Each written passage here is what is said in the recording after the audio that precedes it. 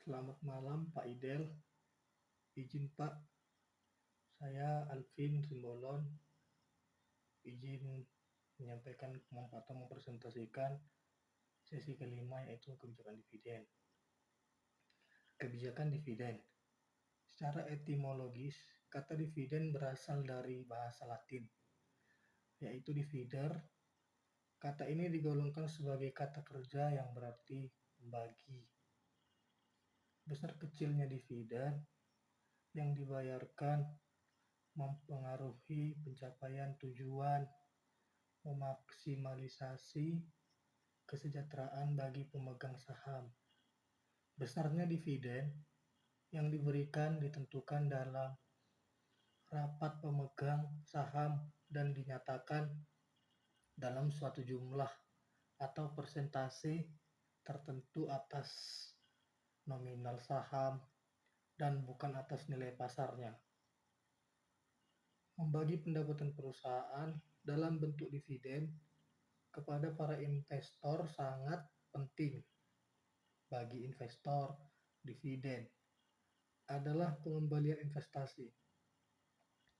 Kebijakan dividen adalah keputusan untuk menentukan beberapa besar bagian dari pendapatan perusahaan akan dibagikan kepada para pemegang saham dan akan diinvestasikan kembali atau ditahan di dalam perusahaan.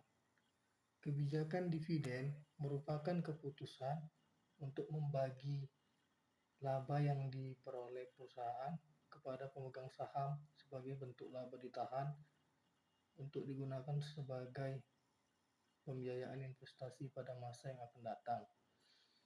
Kebijakan dividen tidak mengakibatkan reaksi pasar yang dapat mempengaruhi harga saham secara signifikan, tetapi dipengaruhi oleh permintaan dan penawaran saham di pasar modal, serta kebijakan di luar fundamental perusahaan, yaitu kondisi ekonomi, sosial, dan politik. Suku bunga serta kebijakan pemerintah. Ada 3 jenis kebijakan dividen menurut Sunjaya dan Barlin, yaitu 1. Kebijakan dividen rasio pembayaran konstan.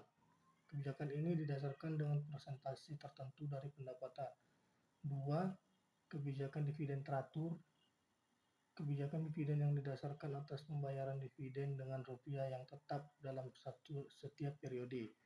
3. Kebijakan dividen rendah teratur dan ditambah ekstra. Kebijakan dividen yang didasarkan pembayaran dividen rendah yang teratur ditambah dengan dividen ekstra jika ada jaminan pendapatan. Teori kebijakan dividen.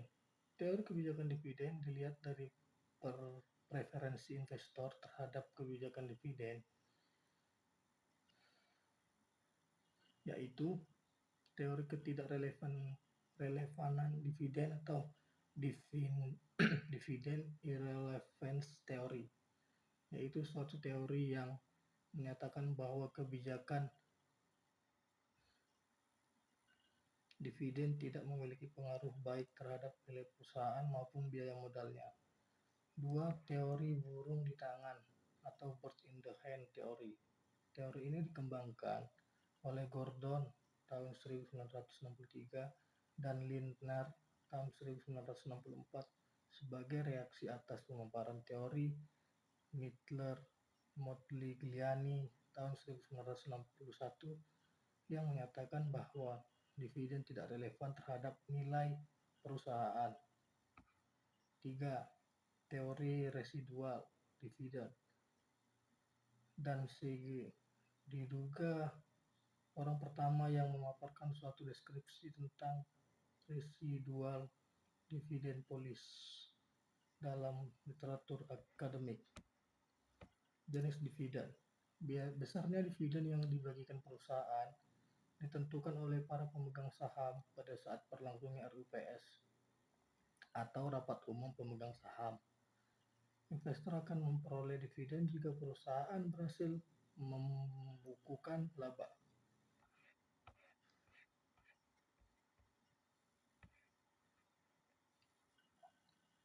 Metode pendistribusian keuntungan. Waktu, ukuran, dan kepentingan dividen menjadi satu pola tertentu. Di antaranya yaitu dividen reguler.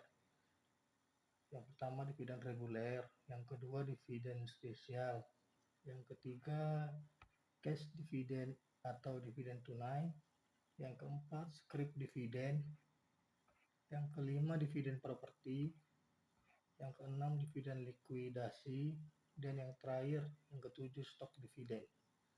Baik, terima kasih Pak.